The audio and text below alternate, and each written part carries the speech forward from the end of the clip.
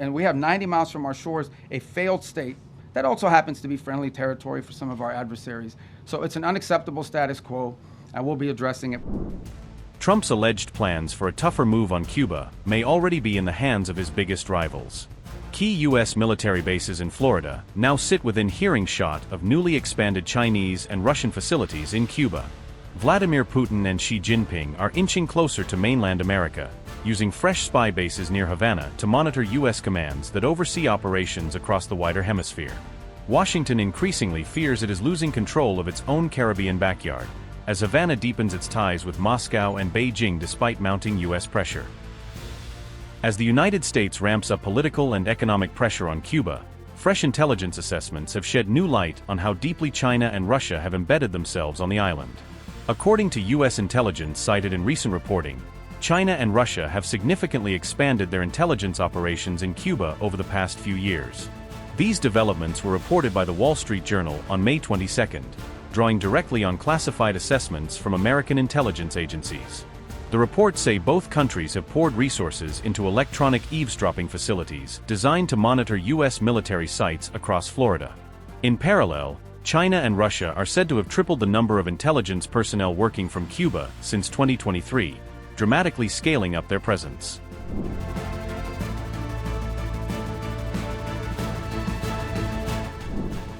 Out of 18 known intelligence sites on Cuban territory, China is believed to actively run 3 facilities, while Russia operates 2 of its own. The remaining sites belong to Cuba itself, and some of the Chinese and Russian bases are reportedly run as joint ventures with Cuban security services. Moscow and Beijing are said to regard these Cuba-based sites as among their most critical foreign listening posts anywhere in the world. Their primary surveillance targets include U.S. Central Command in Tampa and U.S. Southern Command just outside Miami, both of which oversee key regional operations. However, former officials note that much of the Russian and Chinese equipment is still mostly intercepting unclassified communications, rather than deeply encrypted traffic.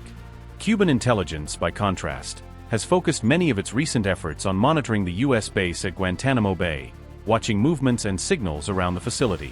China and Russia do share some insights with Havana, but according to U.S. assessments, they keep most of the highest value data for their own use. Notably, American officials stress that the U.S. has technical methods to complicate rival signal intelligence efforts, from encryption to deceptive emissions. Cuban officials have publicly denied that the island serves as a base for America's enemies, calling the accusations politically motivated.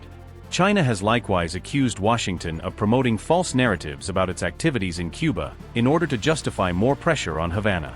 Moscow, for its part, has condemned U.S. pressure on Cuba and has promised to provide Havana with active support in the face of American sanctions and threats. U.S. officials say they are increasingly concerned that Russia and China could forge even stronger strategic ties with Havana as this standoff continues. At the same time, Washington is using the surge in Chinese and Russian activity as justification to escalate its own political and economic pressure on Cuba.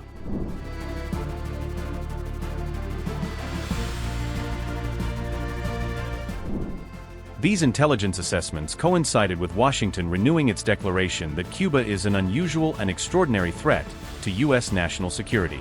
The United States has claimed that Havana is acting as a nefarious host for America's rivals, language that harks back to Cold War-style rhetoric. On Cuba, oil blockade on Cuba. There's no oil blockade on Cuba per se. Here's what's happening with Cuba, okay? Cuba used to get free oil from Venezuela. Used to give them a bunch of free oil. They would take like 60% of that oil and resell it for cash. It wouldn't even go to benefit the people. So the only blockade that's happened is the the Venezuelans have decided we're not giving you free oil anymore. And you can only imagine nowadays, the way oil prices are, no one's giving away free oil, much less to a failed regime. So the problem with Cuba is worse, okay? Their economic model doesn't work. And the people who are in charge can't fix it.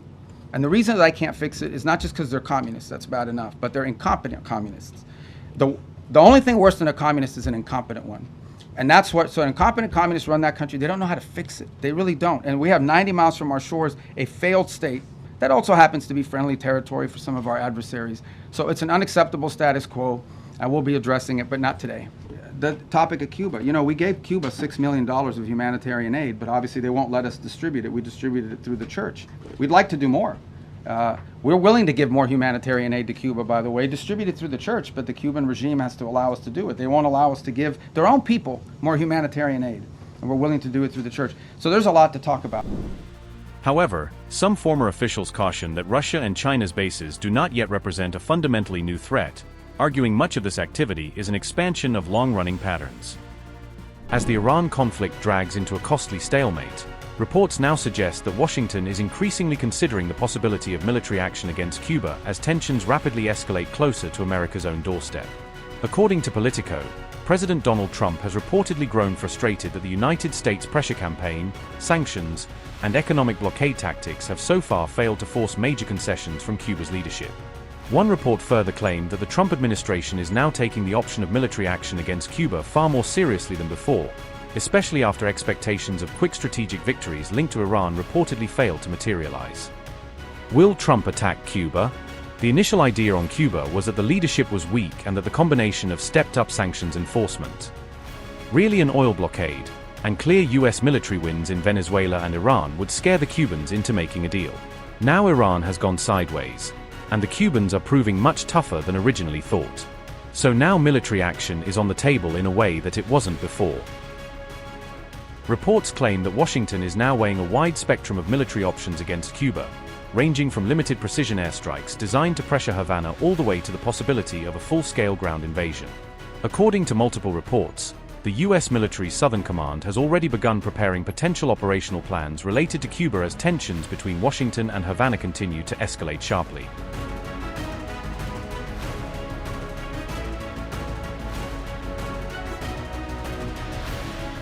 The United States has also reportedly moved closer toward a possible indictment of former Cuban leader Raul Castro, signaling a dramatic escalation in Washington's confrontation with Cuba's ruling establishment.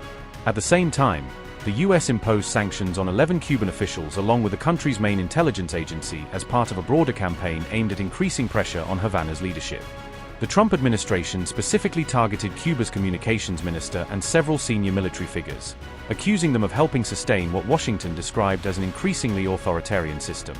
U.S. officials have repeatedly described Cuba's government as corrupt and ineffective, while openly pushing for political change and a possible restructuring of the country's leadership model.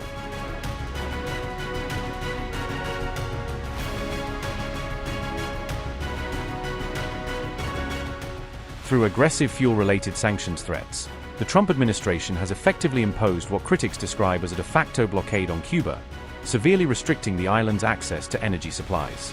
According to reports, the widening American pressure campaign has already contributed to major power outages and deepening economic strain across Cuba as shortages continue to worsen. Cuba's energy crisis reportedly became even more severe after Washington threatened sanctions against countries and companies accused of continuing to supply fuel shipments to the island nation. Cuban President Miguel Díaz-Canel warned that any direct military action by the United States against Cuba would trigger what he described as a bloodbath, with devastating consequences for the entire region.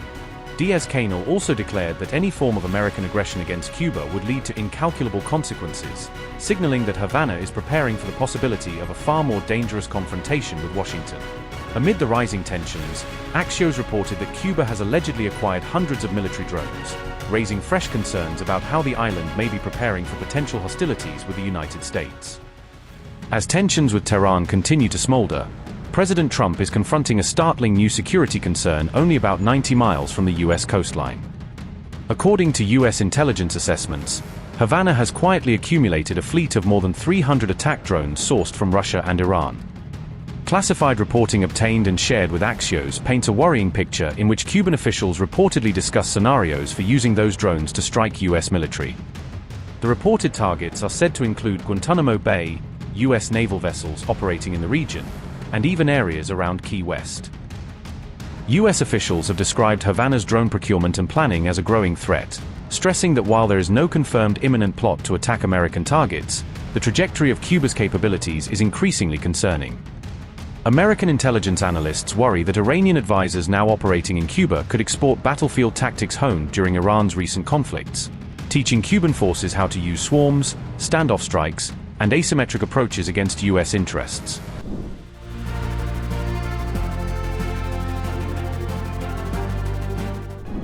Donald Trump's envoy arrived in Greenland, signaling renewed American interest in expanding its military presence across the Arctic region. Special Envoy Jeff Landry arrived in Nuuk on May 17 for his first official visit since being appointed in December 2025. Landry's visit drew controversy after reports indicated he arrived without receiving a formal invitation from Greenlandic or Danish authorities. During the visit, Landry stated that Greenland needs U.S. support, as Washington seeks a stronger strategic role in the Arctic region. Jeff Landry said, and I quote, "I think that you're seeing the president talk about increasing national security operations and repopulating certain bases in Greenland." Unquote.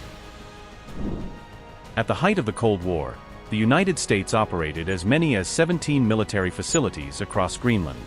Washington currently maintains only one active installation, the Patuxent Space Base in northern Greenland. Reports suggest the United States is now considering opening 3 additional military facilities in southern Greenland. A 1951 agreement allows the U.S. to expand military infrastructure in Greenland after notifying both Denmark and Greenlandic authorities. Trump had earlier stepped back from direct threats to take control of Greenland following tensions with NATO allies over the issue.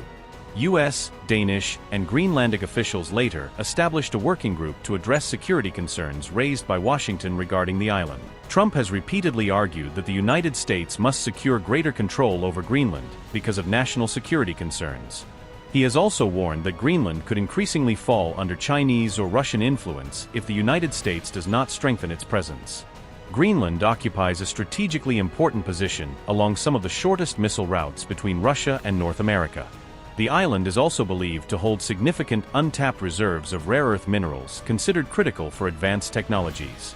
Melting polar ice is gradually opening new Arctic shipping routes, increasing Greenland's strategic and economic importance.